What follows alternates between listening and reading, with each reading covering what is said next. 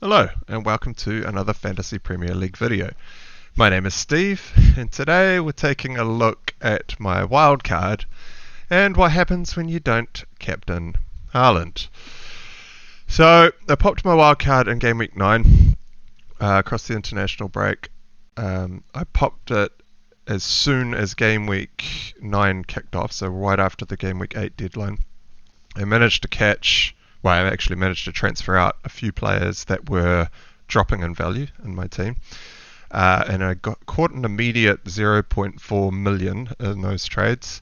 And then across the 2-week break, I managed to pick up about another 0.3 odd million, give or take. Waited for Salah's price to drop, but it actually dropped the day of the same day as the deadline for game week 9. And a couple of other transfers here and there, which got me up to about 0.7 million in terms of trades. I did lose 0.3 million on Martinelli, transferring him out to Sinistera, who we'll go into in a little bit. He was actually my differential, which I was really looking forward to watch play across the weekend, and boy, did he let me down. Anyway, for those of you without the visuals, read out my wildcard team for you. I had Pope and Net with 2 points, Cancelo with 1 point, James with 2 points, and Trippier managed to get subbed off before they conceded, which is awesome. Picked up 7 points because he got the clean sheet.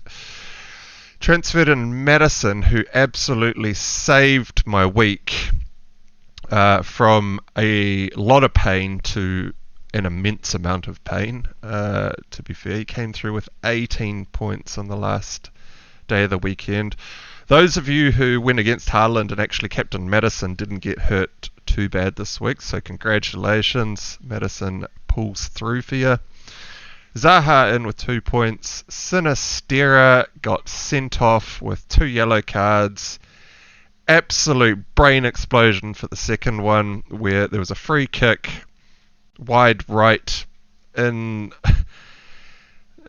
their own half, I think. It was just no danger whatsoever, and Sinistera just sticks out a leg and stops the free kick to concede a second yellow card and get sent off, leaving Leeds with 10 men for about half the match.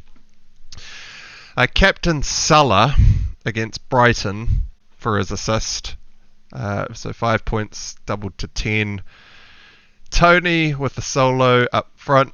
Haaland with an outstanding performance against Manchester United and 23 points with the vice captaincy.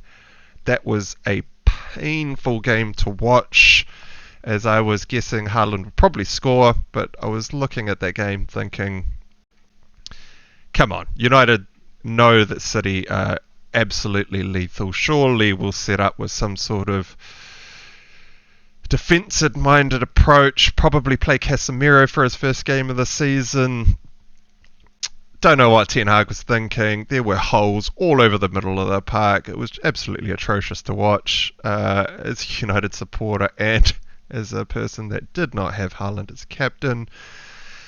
And Mitrovic with 0 up front, which didn't hurt me too much because pretty much everyone's got him. On the bench we've got Everson, Andreas, Nico Williams with a -1, and Totti, who does not even play. I've got a squad value of 101.5 and I have 0.2 in the bank to play with. Now Haaland. So, looking at the wildcard when I was planning it in a couple of weeks earlier, I was looking at it and going, okay, I'm probably going to have Salah on my wildcard. And as the weeks were progressing, Salah was losing more and more. People were transferring him out of their squads. And I was looking at it going, holy hell, I'm actually going to have Salah as a differential at about 30-odd%. He's currently sitting at 32.1%. When Haaland has a tricky fixture against Manchester United. Now, was it a tricky fixture? To be honest, hand on heart, I'm probably putting a little bit too much faith in Manchester United as I am a supporter, and it has burnt me for a second season in a row. Last season it was Cancelo who I decided to bench when he played Manchester United. I can't remember if it was the first or second game. And he got like a goal, a clean sheet, and an assist, and absolutely smashed me.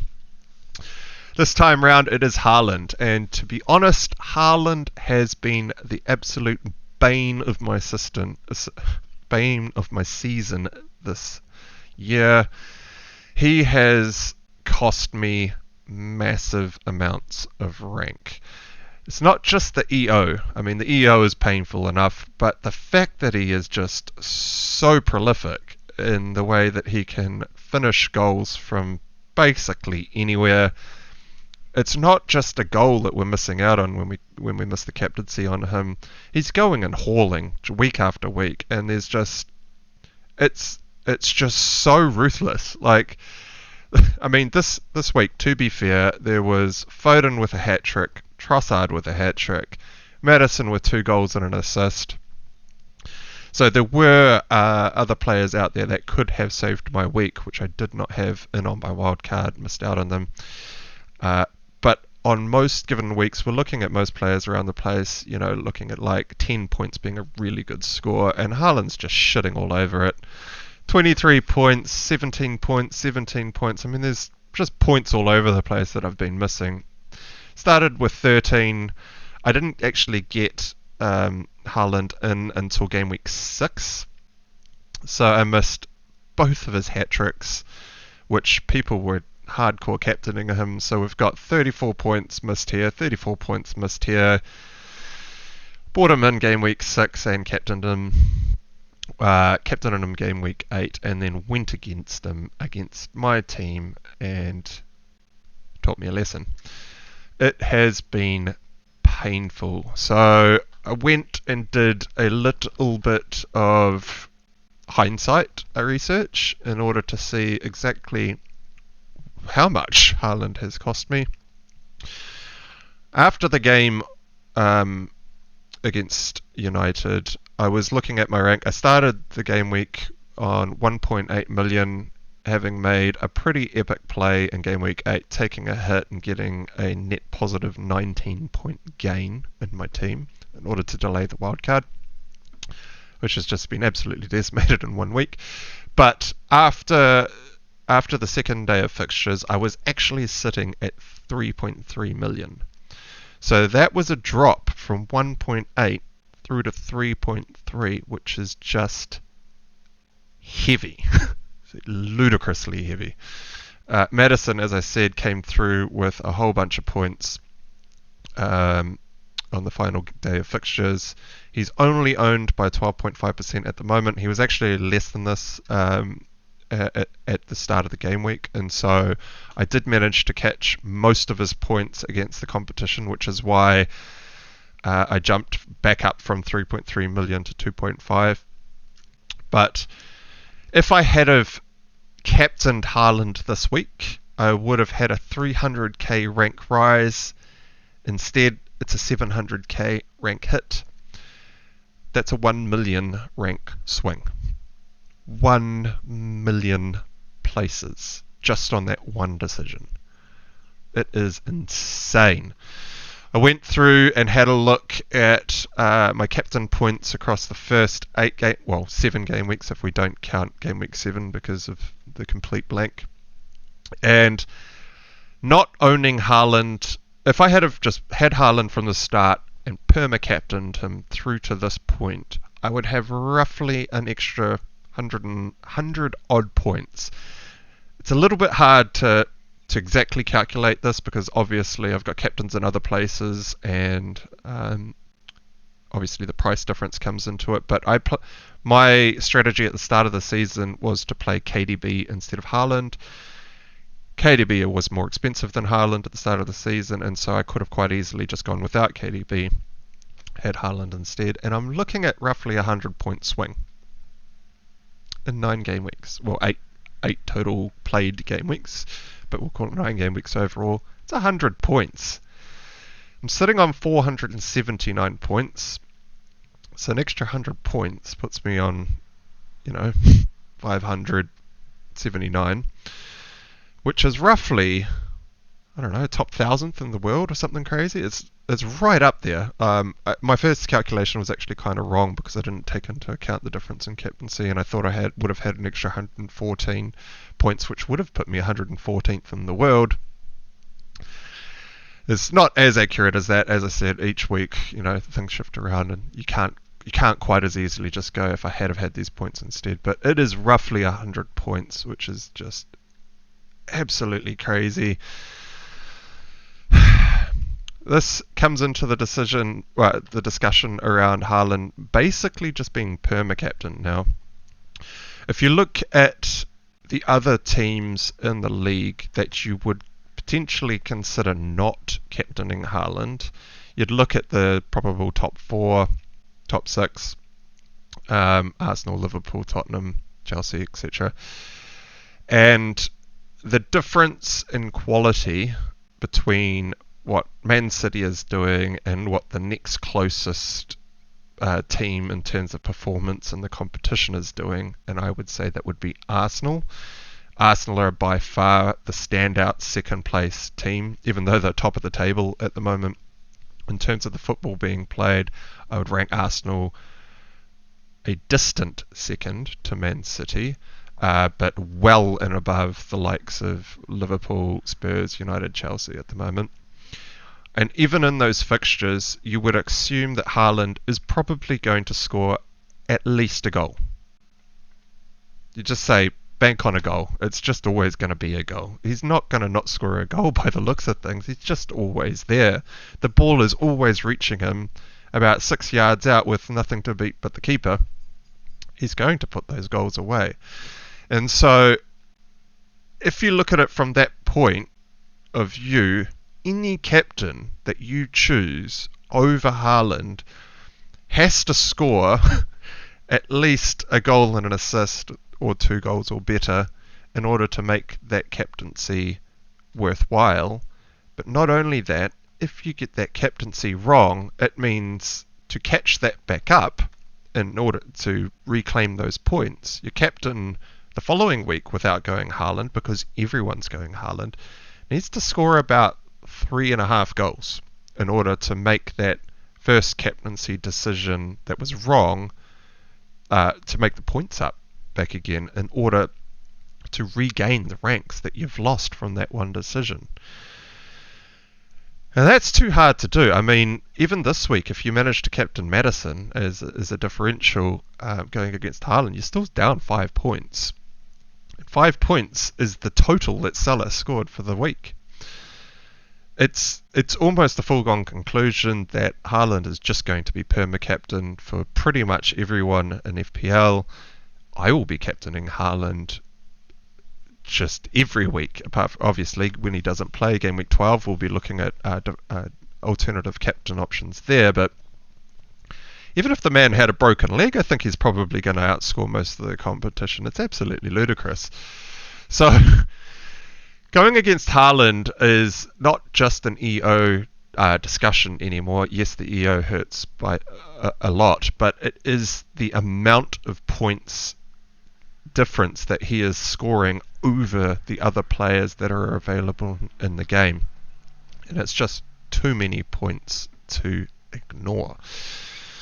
So, and just to clarify that point about the more difficult games, Haaland does have an easy game this week against Southampton, in which pretty much everyone in the game is going to captain him. And then he goes away to Liverpool before the blank. Now, that game against Liverpool, 100% I will be captaining Haaland, unless, of course, he's somehow injured and not in the team sheet. But I would expect City to probably beat Liverpool by at least 2 goals here, maybe even more, based on the way that Liverpool's playing and how clinical Man City are in front of goal at the moment.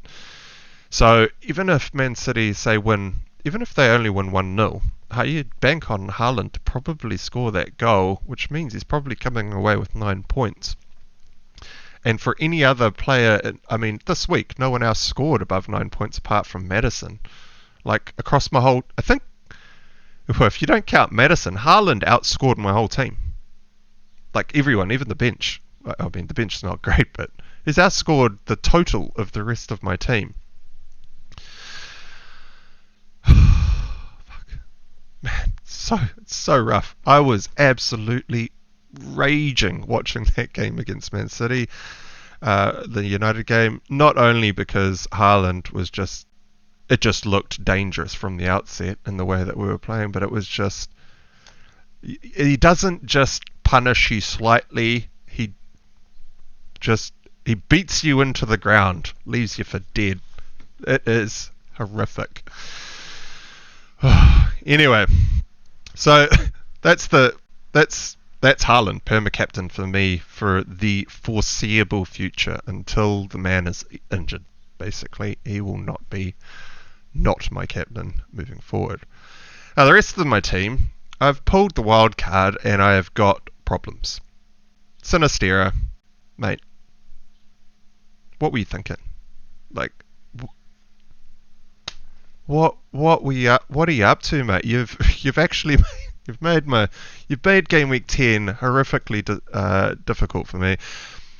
I was pulling this wild card, bringing in Salah in order to play around with not the captaincy, but I was thinking to play around with the captaincy before game week 9. And I was going to do a bit of a hokey cokey, if you will, in terms of selling Salah and potentially bringing in either Son or Sterling or someone else and kind of moving that position around for the next couple of game weeks until game week 13, where I'm going to reload up on Man City players once they miss their blank. But I now have one definite player that's not going to be playing this week in Sinistera, but also Mitrovic came off after 36 minutes. Looking like he's going to drop in price tonight as well. We're not entirely sure how bad this injury was. Leading into the game week, there was a little bit of talk on whether or not Mitrovic would actually play, because in the international duties he was looking like he was hobbling a little bit and then had an ice pack on his ankle.